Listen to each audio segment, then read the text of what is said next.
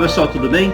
Hoje eu queria conversar com vocês sobre 1984. Não o ano, mas o livro. Me refiro a esse livro aqui, do George Orwell, que é uma excelente obra de ficção científica e de thriller político que vale muito a pena. Eu vou falar um pouquinho sobre esse livro aqui, mas antes de tudo vale lembrar o seguinte: esse livro é uma distopia. Nós já falamos sobre esse conceito aqui no canal, num outro vídeo, no qual abordamos o filme Soylent Green. Eu vou deixar vinculado ao final desse vídeo para você assistir. Em resumo, para lembrar, uma distopia é um lugar ruim, né? Topos é lugar em grego e dis é dificuldade, doloroso, sofrimento.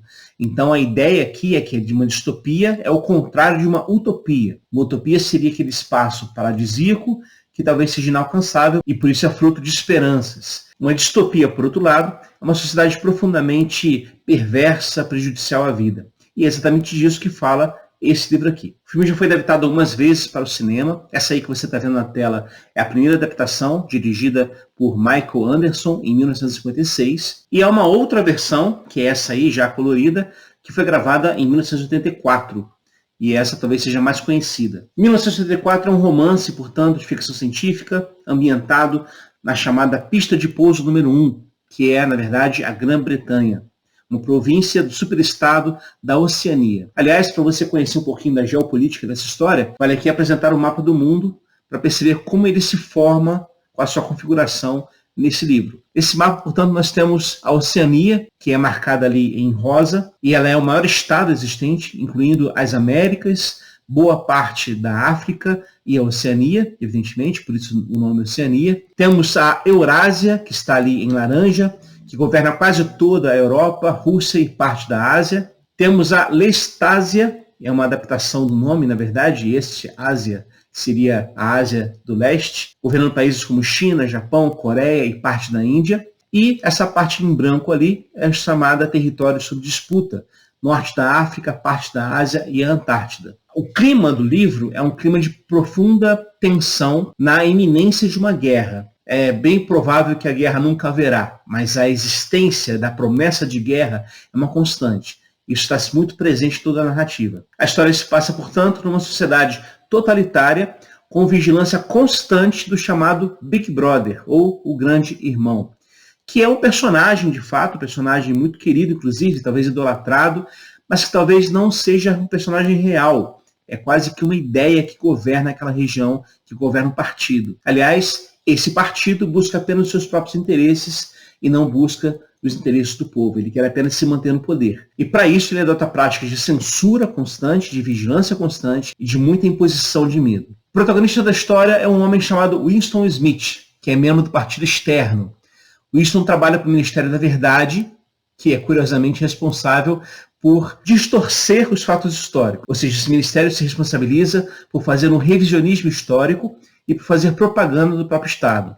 Então o trabalho de Winston é reescrever artigos de jornais do passado, de modo que o registro histórico sempre apoie a ideologia do partido. E não só isso, ele também destrói documentos para que não haja nenhuma prova de que houve edição ou revisão nesses documentos históricos. Então, não há nenhuma prova de que o governo esteja mentindo. Winston é um trabalhador diligente, habilidoso, mas secretamente ele odeia o partido e sonha com uma rebelião contra o Grande Irmão. Mas é aí que nesse momento nós encontramos já a tensão do livro nas primeiras páginas. Porque quando Winston pensa em revoltar-se contra o Grande Irmão, ele sabe que primeiro não vai adiantar nada e segundo, ele será pego. Aliás, é aqui o crime do pensamento, ou seja, a chamada crime-ideia. O narrador do livro diz o seguinte: se ele, Winston, escrevesse abaixo o Grande Irmão, ou se abstivesse de escrever, não faria diferença.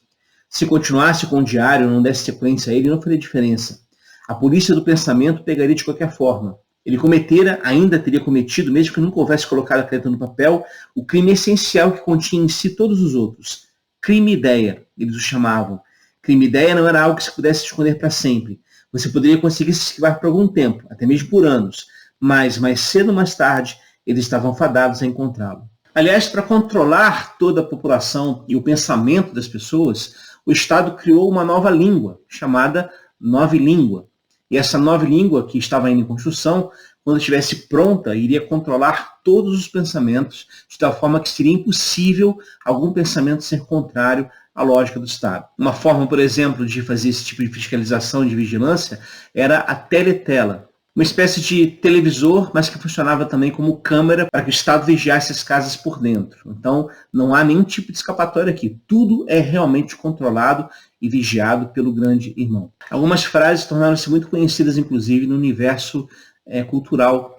A gente tem, por exemplo, a frase 2 mais 2 igual a 5. E aí é uma questão importante que é apresentada no livro. Essa frase, aliás, expressa um dogma que é, evidentemente, falso, mas que o regime obriga as pessoas a acreditarem.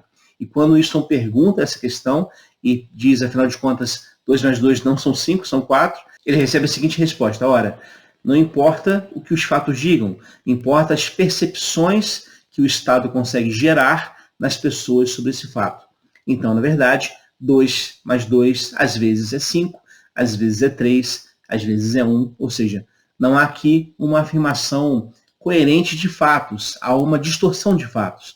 É uma coisa que o livro chama de duplo pensar. A acomodação de dois pensamentos contraditórios que são colocados juntos e que a pessoa precisa absorvê-los como fatos, como verdade. Aliás, sobre isso, o livro diz o seguinte: saber e não saber, estar consciente de sua completa sinceridade ao exprimir mentiras cuidadosamente arquitetadas, defender simultaneamente duas opiniões que se cancelam mutuamente, sabendo que se contradizem, e ainda assim acreditar em ambas, usar a lógica contra a lógica, repudiar a moralidade e apropriar-se dela, crer na impossibilidade da democracia e que o partido era o guardião da democracia, esquecer o quanto fosse necessário esquecer, trazê-lo à memória prontamente no momento preciso e depois torná-lo a esquecer, e acima de tudo aplicar o próximo processo ao processo. Essa era a sutileza máxima: induzir conscientemente a inconsciência e então tornar-se inconsciente do ato de hipnose que se acabava de realizar. Até para compreender a palavra duplo pensar, era necessário usar o duplo pensar. Ou ainda, afirma o livro, o duplo pensar seria o poder de manter duas crenças contraditórias na mente ao mesmo tempo, de contar mentiras deliberadas e ao mesmo tempo acreditar genuinamente nelas, e esquecer qualquer fato que tenha se tornado inconveniente. Esse tipo de contradição ambulante, que é esse próprio regime totalitário do qual o livro fala, se expressa muito bem nos seus ministérios. Então veja aí, projetado na sua tela, nós temos 4 ministérios. E os nomes desses ministérios são quase que uma ironia muito sarcástica, porque eles têm nomes exatamente o contrário do que fazem. Então, por exemplo, o Ministério da Verdade é responsável pela falsificação de documentos históricos e pela censura à literatura e à linguagem. Essa censura aqui, aliás, é importante perceber, ela não é apenas o corte de palavras, mas ela é uma tentativa de impedir o pensamento. Então, quanto mais reduzida for a quantidade de vocabulário das pessoas, mais fácil é para o Estado controlá-las. Por isso, a linguagem é controlada e a cultura também é controlada. Não há qualquer tipo de liberdade cultural aqui, artística, literária, porque tudo tem que passar pelo crivo do Estado, do regime. O outro ministério é o Ministério da Paz, que, curiosamente, é responsável pela manutenção da guerra, ou do estado de guerra, como a gente falou agora há pouco, que é utilizado como meio de controle social. O outro ministério é o Ministério da Fartura, que é responsável pela fome, divulgando boletins de produção econômica exagerados e ocultando a pobreza entre as camadas mais baixas da sociedade. E, por fim, o Ministério do Amor, que é responsável pela vigilância constante dos cidadãos, pelas perseguições aos opositores, pela tortura, pela lavagem cerebral em quem critica o Estado. Práticas que no livro são colocadas à exaustão, são muito praticadas por esse governo. Vale lembrar aqui o seguinte: o George Orwell faz aqui uma crítica muito severa a regimes totalitários, tanto de direita quanto de esquerda, porque, afinal de contas, ele era comunista, mas na sua narrativa transparecem elementos do stalinismo soviético, ou seja, da ditadura soviética. Por outro lado, a trama acontece na Grã-Bretanha, eles falam inglês. Então ele quer dizer basicamente o seguinte: qualquer regime é passível de tornar-se uma ditadura se o que se estabelece é censura, vigilância e controle. Antes da gente continuar aqui, vamos fazer uma pausa importante. Quando a gente fala de censura, por favor, entendam que defender a liberdade da fala não significa que declarações de ódio, de homofobia, de racismo são toleradas ou devem ser aceitas. Ao contrário, tolerar o intolerável gera intolerância, gera uma ditadura. Esse é o paradoxo de Karl Popper. Ele diz o seguinte: esse paradoxo que está projetado na sua tela, também chamado paradoxo da tolerância, diz basicamente o seguinte: uma sociedade tolerante não pode tolerar o intolerável, porque se ela tolera o intolerável, em breve o intolerável governará a sociedade e impedirá a própria democracia, a própria liberdade de pensamento. Portanto, não há espaço aqui, quando falamos de liberdade de fala, não há espaço aqui, não pode haver espaço para qualquer defesa, apologia à violência, a racismos, a homofobias, ou qualquer tipo de intolerância, porque essa fala intolerante é um contrassenso à própria democracia. Ok? Então, dito isso, voltemos para a história. O Winston começa a se interessar por uma companheira de trabalho chamada Júlia, e isso é interessante porque nessa sociedade o sexo é apenas para procriação e não para prazer. Aliás, qualquer tipo de relação sexual é considerada crime pelo Estado, a não ser que seja para a procriação. E aí no seu relacionamento com Júlia, que também é contrária ao grande irmão, também tem suas críticas, o próprio Winston vai percebendo que talvez seja possível lutar contra esse estado de coisas. Mas é claro que as coisas não são tão fáceis. Eu vou parar por aqui para não dar spoiler, mas eu quero muito mesmo que você busque esse livro aqui e leia, porque ele vale muito a pena. Pensando sobre esse assunto que está aqui explorado nesse livro, eu queria então que a gente conversasse um pouquinho hoje sobre essa lógica de liberdade, de fala, de pensamento e de rejeição a qualquer tipo de controle da própria cultura, da própria arte e da própria expressão do ser. Porque, afinal de contas, o que a gente vê nesse livro é realmente um controle que ultrapassa os limites políticos, sociais e invade a intimidade das pessoas. Elas ali são levadas, inclusive, à adoração ao grande irmão, enquanto, ao mesmo tempo, projetam todo o seu ódio, a sua raiva contra os hereges que ousaram criticá-lo. Ora, isso é, na verdade, a união muito clara entre política e religião, o que caracteriza boa parte dos estados totalitários. No texto bíblico nós encontramos elementos que fazem referência a isso também. Por exemplo, no livro do Apocalipse. Nós falamos sobre isso aqui, inclusive, vou deixar também o vídeo linkado aqui no final, quando abordamos o texto lá de Apocalipse 13, que fala das duas bestas que surgem, uma do mar e outra da terra. Simbolicamente, a besta do mar representa o Império Romano da época, primeiro século, que perseguia, que oprimia e que desejava controlar a vida das pessoas. Por outro lado, a besta que surge da terra tem a aparência de cordeiro, ou seja, quem lembra do Evangelho vai associar diretamente a Jesus, mas o texto diz que tem a aparência de cordeiro, mas o conteúdo é de dragão, e dragão no Apocalipse é o símbolo do diabo. Então perceba que essa besta que surge da terra, ela é uma estrutura religiosa, que aparenta ser religião, mas que na verdade esconde podridão e morte dentro de si. E o texto diz que essa besta que surge da terra se aproxima da besta do mar para apoiá-lo. Ou seja, é o poder religioso e o poder imperial, o poder político, juntos, gerando uma nova sociedade profundamente perversa, gerando uma distopia. Foi assim no passado, é assim na história humana, foi assim recentemente no Brasil, porque o que vimos aqui no Brasil nos últimos anos foi o surgimento de uma religião que praticava uma idolatria messiânica muito violenta, muito perversa e muito distópica. Afinal de contas, o caos que o país ficou por causa desses anos de governo reflete exatamente uma distopia. Então perceba que a gente está falando aqui de assuntos que não são muito distantes da nossa própria realidade. O livro do George Orwell, na verdade, se revela profundamente profético.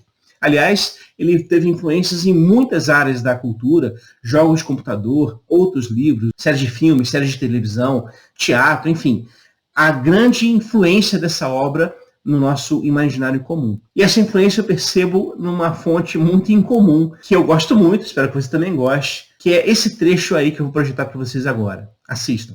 E como meus apelos à elite culta que controla a televisão foram ignorados, eu apelo a vocês, as mais altas e mais reverenciadas autoridades da Terra, para que entrem em ação e retirem a palavra esmu de nossas salas e a coloquem em bares e áreas de construção, que é o lugar dela. É isso mesmo, ele tem razão. Eu concordo, a palavra tem que sumir. Assim seja. A palavra esmu não pode ser pronunciada na televisão. Esmu. Proibida. Muito bom. Isso, obrigado. Muito obrigado. Quanto a Flock, Glenn. Não sei. Proibido. Muito bom. Obrigado por demonstrarem que a política pública que afeta o direito de milhões pode ser alterada por uma minoria pequena, mas falante.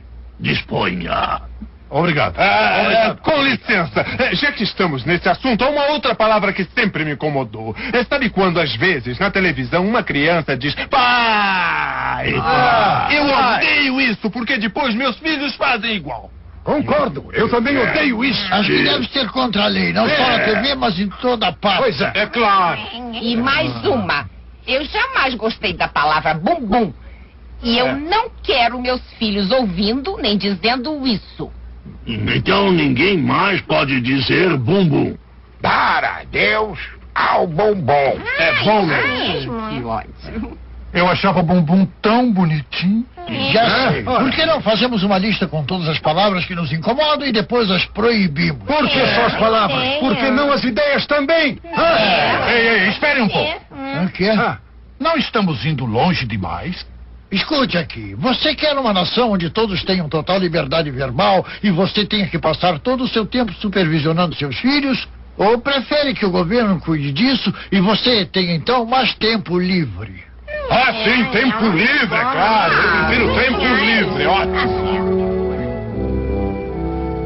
Meus Dinossauros foi uma obra que fez bastante sucesso, sobretudo pelo bordão Não é a Mamãe, né, do Baby, mas é uma obra que criticava profundamente a sociedade norte-americana do seu tempo. E perceba uma frase que eu queria destacar aqui. Depois que eles proíbem a palavra, o Dino diz o seguinte: obrigado por demonstrarem que a política pública que afeta o direito de milhões pode ser alterada por uma minoria pequena, mas falante. O que a gente tem aqui, gente, nada mais é do que uma crítica muito severa a grupos que pretendem fazer da sua leitura pessoal a política para milhões. E aí desejam impor a sua visão de mundo sobre os outros. Em termos religiosos, por exemplo, aqui no Brasil, a gente vê com muita frequência o desejo doentio de querer tornar no Brasil uma espécie de Talibã evangélico, onde o universo evangélico, os evangélicos, especialmente aqui representados pelas suas lideranças, pastores e bispos, são aqueles que irão ditar as normas culturais e as normas da sociedade para que as pessoas sejam obrigadas a assumi-las. Isso nada mais é do que Big Brother, do que uma ditadura, do que uma distopia. Democracia não se faz assim. Democracia é a afirmação da pluralidade de vozes, da diversidade de vozes. E isso é uma coisa boa e não é uma coisa ruim. Desejar o retorno da cristandade medieval, quando os cristãos se impunham pela força, pela violência, para ordenar o mundo, é algo que para mim não tem menor sentido e não se coaduna com a lógica do Evangelho de Jesus. Porque o que o Evangelho propõe não é o convencimento pela força, mas é a sedução pelo amor. Então não há aqui espaços para intolerâncias. Há aqui, na verdade, convites para diálogos e construção de pontes. Ora, então a gente pode extrair, mais uma vez, da riqueza literária da ficção científica, um elemento que nos ajuda a pensar a sociedade, nos ajuda a identificar quando nos aproximamos de ditaduras, que, como eu disse, sejam de direita, sejam de esquerda, são profundamente perversas e prejudiciais à vida, são distopias. Nesse sentido, eu quero aqui mais uma vez recomendar para você a leitura de 1984, vale muito a pena, inclusive como exercício de pensar a sociedade brasileira a partir dessa obra aqui. Então fica aqui a indicação para você. E que a gente possa construir uma sociedade que seja de fato democrática e, por isso, mais humana, mais justa e mais próxima da lógica do que se assemelha o reino de Deus. Bom, é isso, pessoal. Espero que vocês tenham gostado desse vídeo. Se você gostou, curta o vídeo, compartilhe o conteúdo, faça seus comentários aqui, ajude o canal a crescer. Quero lembrá-los que dia 25 de junho, eu já falado 25 de julho no vídeo passado, mas corrigindo aqui, 25 de junho, último domingo desse mês de junho, nós teremos uma live aqui no canal abordando o livro A Viagem do Peregrino da Alvorada, um dos livros que compõem a série Crônica de Nárnia. Então, acompanhe a gente aqui, esteja com a gente aqui se você puder, e vamos conversar sobre Nárnia e sobre C.S. Lewis. Então é isso, pessoal. Um abraço e até a próxima.